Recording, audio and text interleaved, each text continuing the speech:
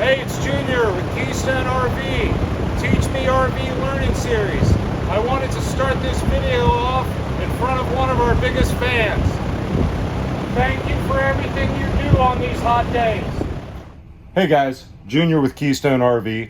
Awkwardly close to this camera at this point. Welcome back to Teach Me RV. Today we're playing with the Dometic Thermostat. We're going to be covering two of the most common questions we get with this Dometic Thermostat. A lot of people think something's wrong. Nothing's wrong. We just need to do a little education. That's what we do here on Teach Me RV. Let me jump out of the camera frame. I never know whether I was actually in it or not. So we have a power button on this left-hand side that when we cycle through, it actually will say off really super small down here. Now you'll know whether the system's got power or not by whether this screen turns on. Yeah, this obviously turning blue, so we're good to go. The next one in, let's zoom this in just a little bit. Not that much. There we go, that's nice. Pitch this camera over to here. Let's tighten everything back down so we don't wobble it too much. Sorry for the shaking, guys. All right. So we have the power button on the left-hand side, and this first screen lets me select whether we want high, low, or auto. Now this is talking about fan speed. If we want just a cycling fan and no AC compressor running, we can select high or low. Now when you go to the next screen, which will have a snowflake in the bottom corner here, this is going to be running on AC. This is the AC compressor kicking on. This is the temperature that we're going to set the thermostat at, and we can see that we have it on high. Now if we left it on auto, what will happen is once it reaches temperature, it'll shut down everything. No compressor, no cycling fan. If we leave it on high, once it reaches temperature, you'll hear a click.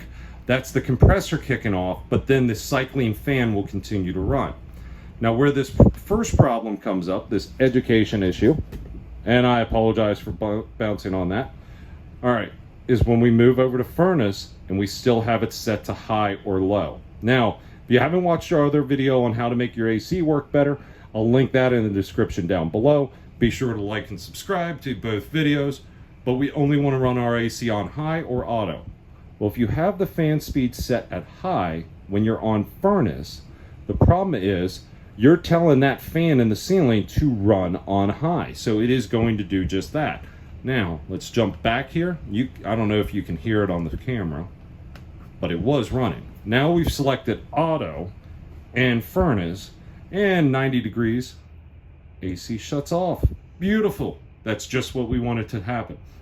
Now, I told you the next common problem we get, I'd share at the end, and this is it. Make sure you hit like and subscribe before I do this. Up arrow and down arrow at the same time.